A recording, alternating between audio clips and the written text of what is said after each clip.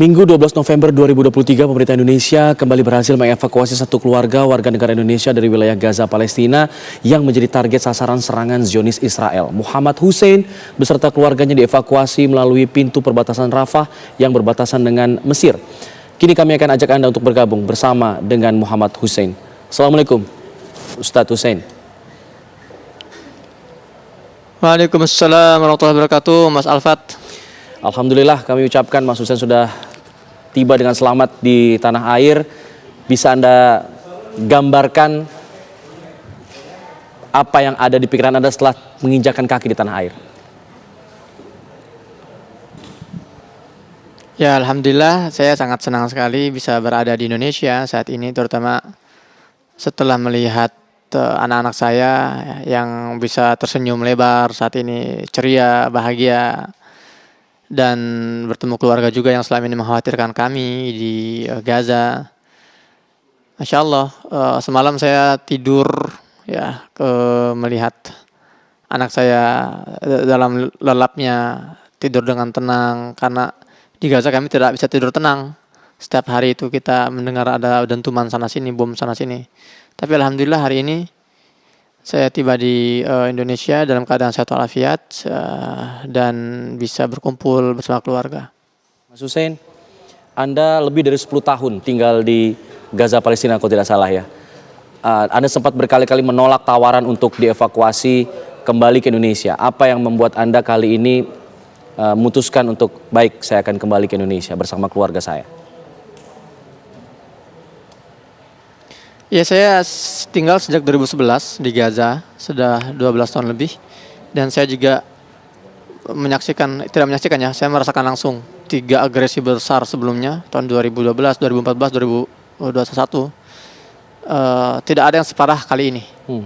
Ya, kali ini di hari ketiga itu Israel berani memutus listrik, memutus internet, dan menghancurkan banyak sekali fasilitas. Dan kami tidak bisa bergerak leluasa, tidak seperti agresi-agresi sebelumnya ya. Kali ini benar-benar kebrutalannya jauh di atas normal.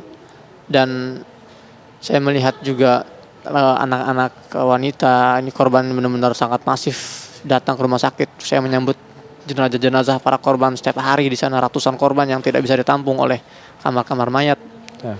Dan ada momen ketika saya melihat jenazah beberapa anak kecil, ya balita, itu saya teringat wajah anak saya. Dan saya pikir, wah ini saya mungkin gak akan kuat kalau melihat anak saya menjadi korban serangan. Maka saya putuskan, oke, saya akan terima evakuasi kali ini. Oke. Dalam beberapa kali kesempatan wawancara Anda mengatakan tubuh saya mungkin berada di Indonesia, tapi hati saya, pikiran saya masih berada di Gaza. Mungkin Anda bisa jelaskan apa yang membuat hati Anda ini merasa tetap berada di Gaza? Di Gaza saya bukan lagi seorang wisatawan. Di Gaza saya bukan seorang tamu. Saya sudah menjadi warga Gaza.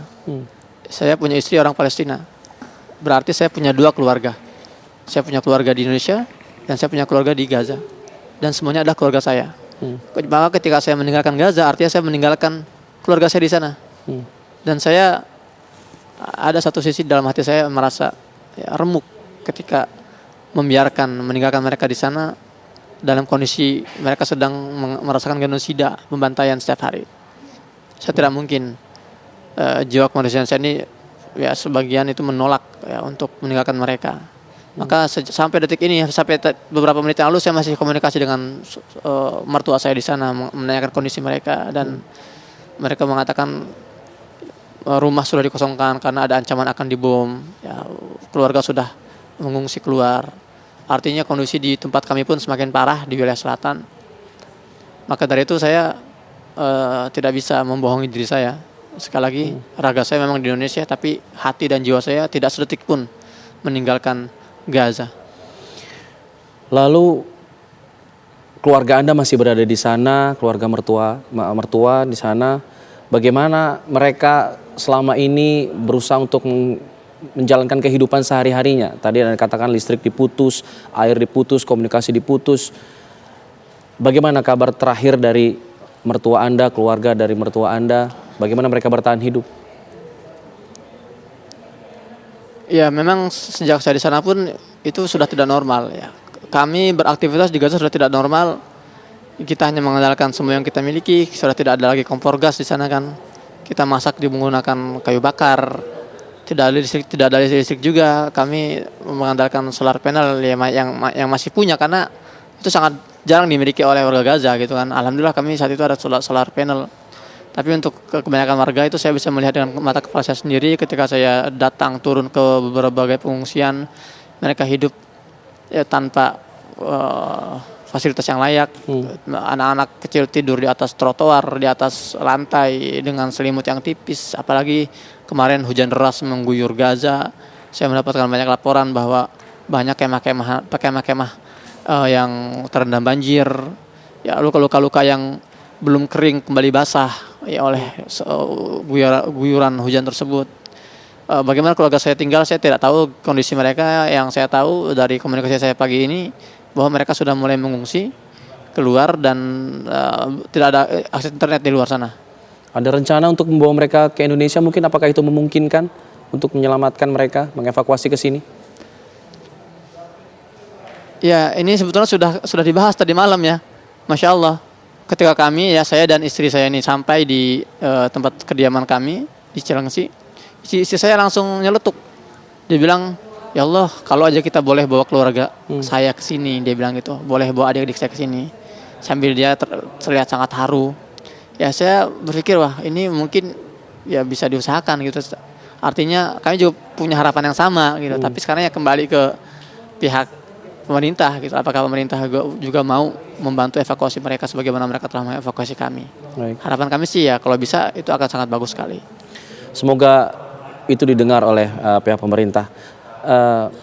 Terakhir mungkin Mas Hussein, salah satu yang menjadi sorotan dalam kejadian ini adalah bagaimana kuatnya iman para warga Gaza di sana. Ketika keluarganya menjadi korban, mereka justru menyebut Alhamdulillah, Alhamdulillah. Ini sesuatu hal yang jadi sorotan dunia.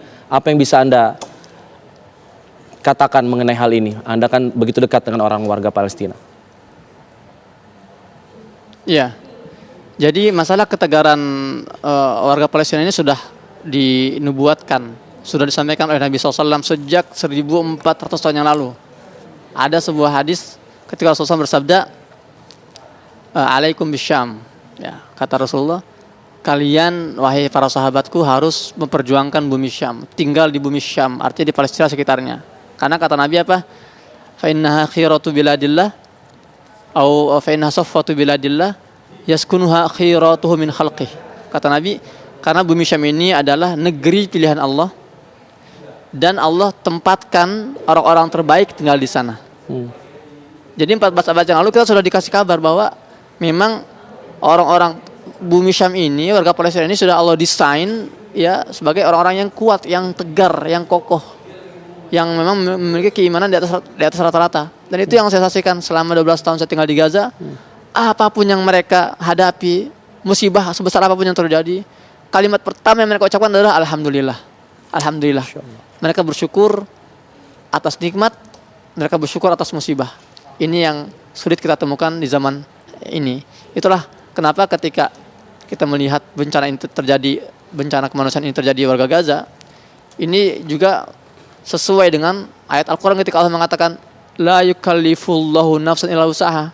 Allah ini tidak akan membebani hambanya di atas kemampuan mereka. Dan hari ini warga Gaza memang memiliki kemampuan untuk memikul beban itu. Iya. Dan itu Masya Allah sebuah kemuliaan, saya bisa berada di tengah-tengah mereka, saya bisa hidup di antara mereka, dan saya bisa menikahi satu di antara mereka. Anak-anak saya punya darah warga Palestina, itu juga sebuah kehormatan bagi saya. Dan ya, intinya semoga Allah Subhanahu Wa Taala segera mengakhiri dan mencabut semua musibah ini dari warga Gaza. Baik, terima kasih Mas Muhammad Hussein sudah bergabung bersama kami. Kita harapkan keluarga dan mertua Anda selamat semua. Kalau bisa memang didengar oleh pemerintah, disediakan tempat di Indonesia, dimudahkan perjalanannya. Terima kasih Mas Hussein sudah bergabung bersama kami di Kabar Siang. Assalamualaikum. Waalaikumsalam warahmatullahi wabarakatuh.